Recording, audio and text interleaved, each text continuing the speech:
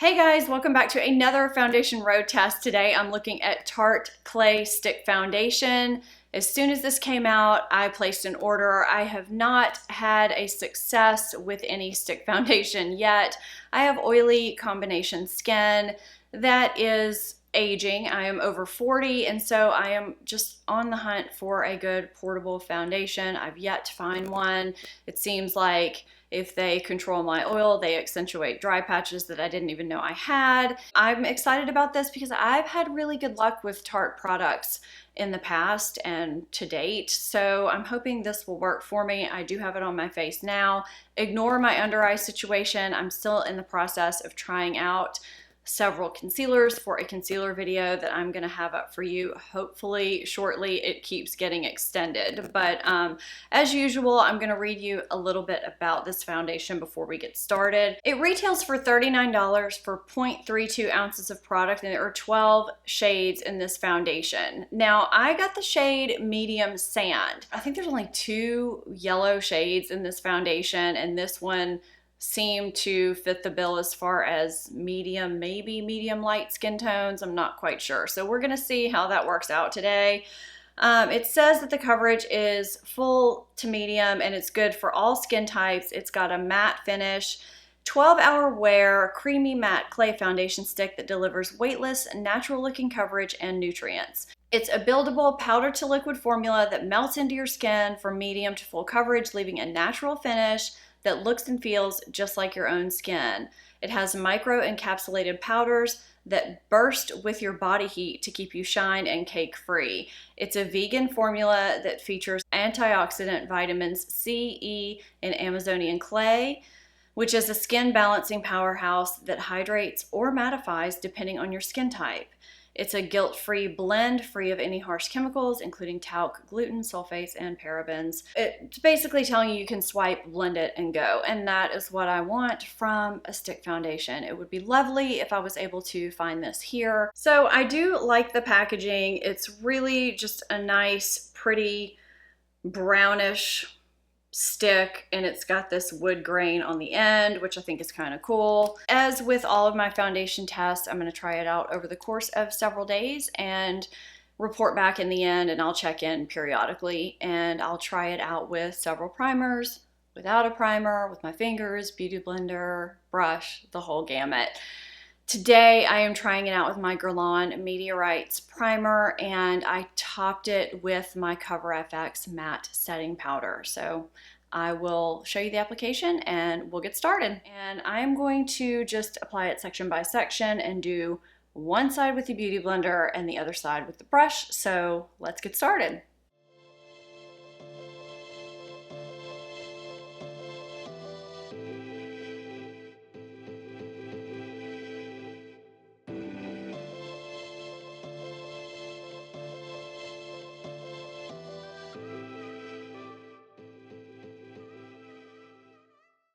Okay, so with that first coat, it did blend in easily. It doesn't seem to accentuate any dry patches or anything like that, but I don't necessarily feel like it's medium full coverage by any means, so I'm just gonna try adding a little bit more to see if it covers a little bit more redness, because it seems pretty medium to light coverage right now.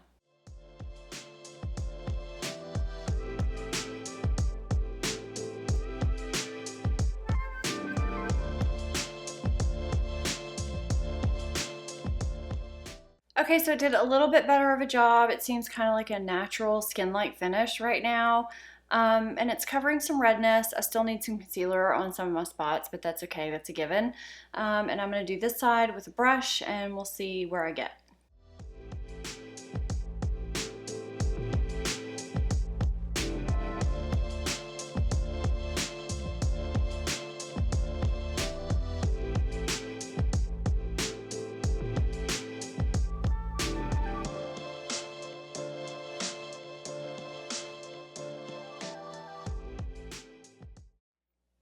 What's interesting to me is that with a brush, it looks really good. Like, I am used to stick foundations making my dry patches that I didn't even know I had really stand out, and it's not doing that. So that's good, but it seems more dewy on the brush side, even though it covers a little bit better. This is definitely light to medium coverage for me. It's not even touching my sunspots. So I'm gonna go conceal under my eyes, conceal my sunspots, finish my makeup, and I will come back and give you my thoughts once the whole makeup look is done. Disregarding the under eye concealer, because I'm trying out two and they're not quite jiving with everything else, but that's okay. I am not quite sure about the medium to full coverage claim after my first time using this and my first impression, but I actually like the finish. It looks like a very nice natural skin finish. If I zoom you in, which I'm going to do very quickly, I feel like my pores look pretty good. Now, I did use it over a primer. There's nothing accentuated in a bad way. I think my forehead looks good. I think everything, I don't know, looks pretty good. So I'm just gonna see how this wears throughout the day into the evening, and of course I'm going to apply it in different ways throughout the foundation road test, and I'll be checking in along the way and give you my end of foundation road test summary at the end.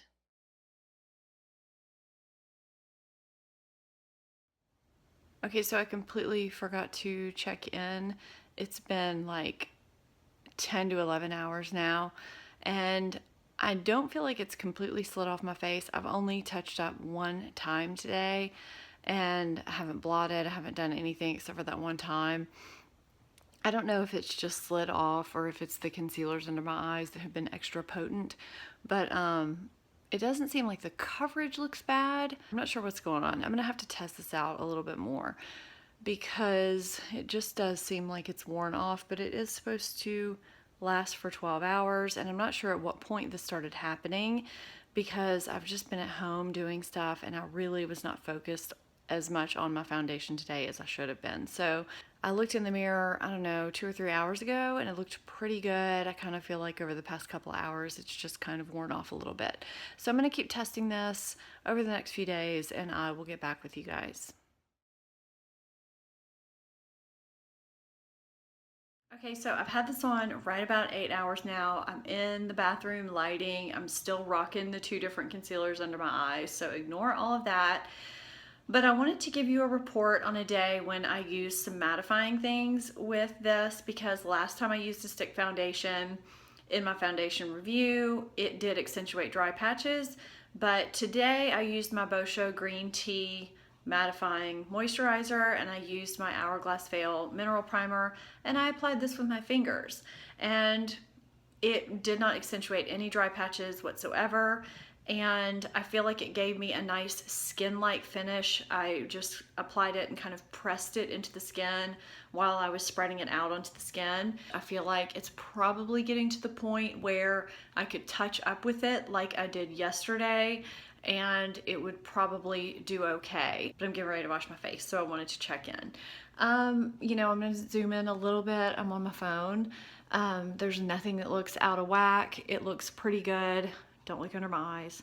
I just scratched my forehead, that's why that's coming off, and I'm trying out some skincare, so just ignore my forehead. It's looking good, I think, for a skin-like finish, and it feels good on my skin. I touched up once with blotting papers and translucent powder, and I touched up another time just with blotting papers. I'm not sure what I'm gonna do tomorrow, but I'm gonna try something different with it.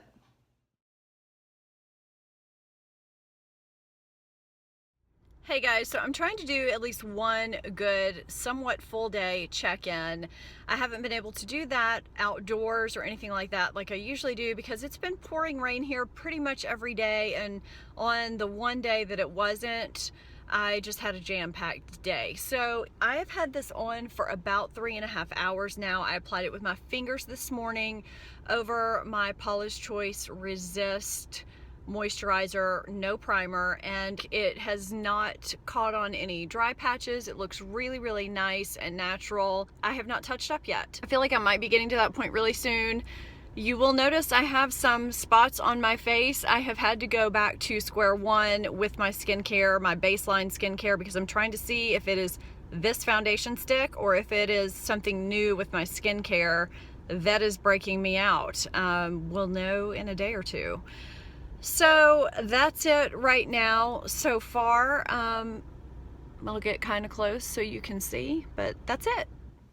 Okay, so I am now at the 8-hour mark, a little bit over 8 hours, and I've touched up twice. It didn't ever really look greasy, and it just kind of looked extra satiny, I guess that's the right way to put it.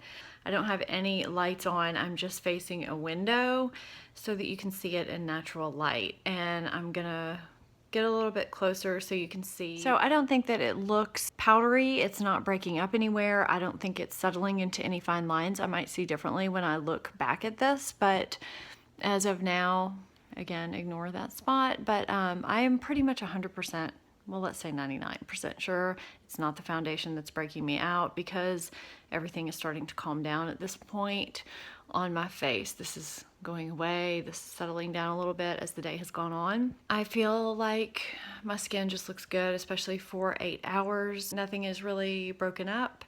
Nothing looks overly greasy. My makeup is intact, and I'll try and check in a little later. So I wanted to pop in really quickly at the end of the day. It's been 13 hours, which is over the threshold of what I think this foundation has typically given me. I'm in my harshest lighting, I think, which is the bathroom. The concealer has worn off here because I've been blowing my nose. I've also been resting on my chin a little bit this evening.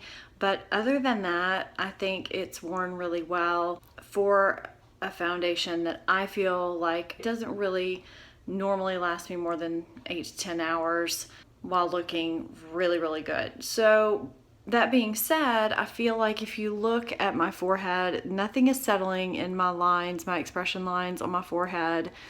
There's still makeup on my nose, even though I've been blowing my nose. There's some gone from the sides, but there's still makeup down my nose. There's still makeup on my cheeks. It's looked good. I've touched up twice today.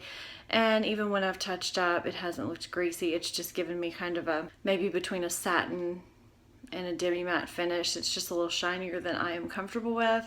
So that's when I touch it up. So that's it. And again, I'm fairly certain this is not what's breaking me out, because these, despite them showing, they are going away.